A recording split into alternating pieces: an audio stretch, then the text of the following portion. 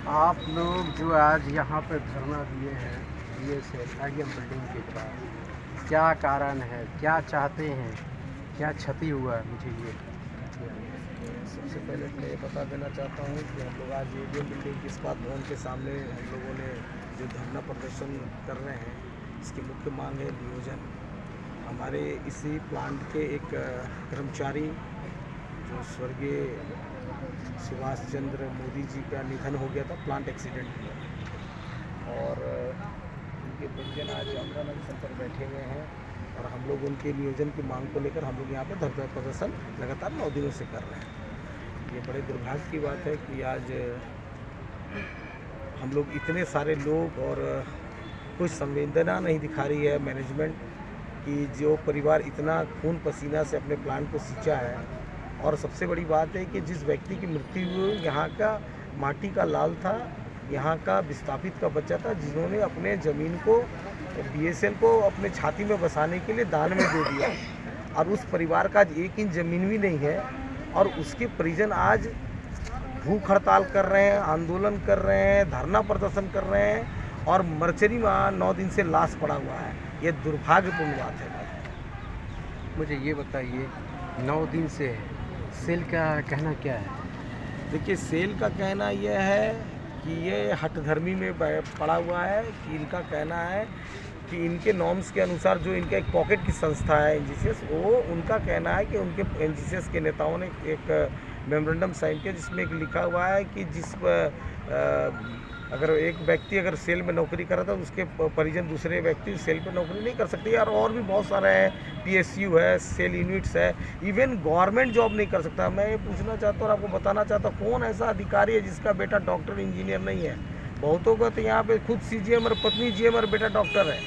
तो भैया एक घर में 4 नौकरी है, 5 नौकरी है, और पहले भी नौकरियाँ होती थी, एक विस्थापित घर में 4 नौकरी थे। आज ऐसा क्या व्यवस्था बन रहा है कि एक परिजन का बेचारा, जिसके बारे में ये लोग अड़चन डाल रहे हैं, वो लड़का अपने मेरिट से पूरे इंडिया लेवल का जब यहाँ एग्ज़ाम हुआ उसमें वो पास करता है वो लड़का, और 20 लाख भरते हैं लोग, और उसमें वो 100 में आता है और उसका नौकरी होता है।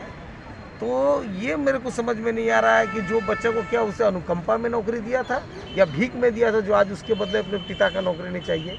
जबकि बोकारो स्टील प्लांट के प्रबंधन का ये प्रावधान है कि प्लांट एक्सीडेंट में के अंदर जब भी कोई इस तरह का मृत्यु ऑन ड्यूटी, उसको संग ही संग तत्कालीन उसको तुरंत।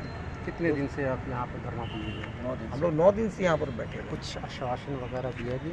देखिए, आश्वासन की बात नहीं है, यहाँ पर हम लोग अपनी जो मांग को लेकर बैठे हुए हैं। हम तो इनके समझ में आ रहा है कि इनका जो कुंभकर्णी नींद सोई, इसको समझ में नहीं आ रहा है इनको कि हम लोगों ने इतने दिन से जो यहाँ पर आंदोलन कर रहे हैं, हम लोग जेन्युइन मांग को लेकर आंदोलन कर रहे हैं। आपने पूर्व में भी यहाँ पर एक्सीडेंटल डेथ में आपने नौकरी दिया है, आईओडब्ल्यू भरा हुआ उसमें आपने नौकरी दिया है। आज ऐसी की व्यवस्था हो गई भाई, क्या जो व्यक्ति का आईओडब्ल्यू भरा हुआ है, एक्सीडेंटल डेथ ऑन ड्यूटी, आप उसको नहीं दे रहे हैं। ये सबसे पहली बात। और मैं बता देता हूँ कि इस पर सिर्फ वही भाग्य बनाइए कि अभी तक इस पर हत्या का केस नहीं हुआ है, नहीं तो जिस तरह से परिजन उसके बच्चे बता रहे थे कि जिस तरह बच्चे उनके अभी उनके हमको लगता है कि 1 2 3 3 4 ना 3 बेटा 1 बेटी है। उनके घर के कमाने वाले वही है, वही सुभाष चंद्र मोदी जी थे, और एक बेटा जो अभी तत्कालीन, अभी हमको लग रहा है परमानेंट भी नहीं हुआ होगा और प्रोविजनल में है अभी। वो हार्डली वो 1-2 साल हुआ है उसका अभी, ये जो मेरिट पे आके उसने जो जॉब ज्वाइन किया है।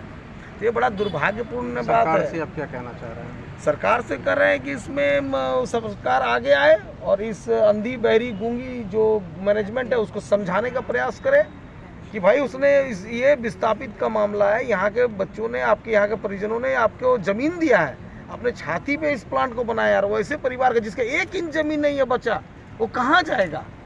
आपका नाम क्या है? मेरा नाम अजय सिंह हुआ। कहाँ बोकारो? मैं बोकारो स्टील सिटी में रहता हूँ। मैं आज से हूँ और झारखंड स्टील वर्कर्स यूनियन का महामंत्री और इंटेक का प्रेसिडेंट हूँ। ये यहाँ देख सकते हैं, ये हमारा बीएसएल है, और ये बीएसएल से लोग यहाँ जाते हैं। ये गेट हो गया हमारा, और इस बात का गेट हो गया, ये परिजन है। और सुभाष चंद्र मोदी जी हैं जो यहाँ पर इनका निधन हो गया। उन्होंने कहा है, ये लोगों का कहना, उनके परिवार का कहना है कि अभी तक के 9 दिन हो गया है और अभी तक के किसी तरह का प्रावधान नहीं निकल पाया, जिस कारण से यहाँ पर लोग बैठे हुए अनशन में। और इनका कहना है कि जब तक उनको जॉइनिंग लेटर नहीं मिलता है तब तक मैं अनशन में बैठे रहूँगा। तो हमारे जो मोदी जी हैं, बाकी सेल क्या कहता है नहीं कहता है इसके बारे में बात।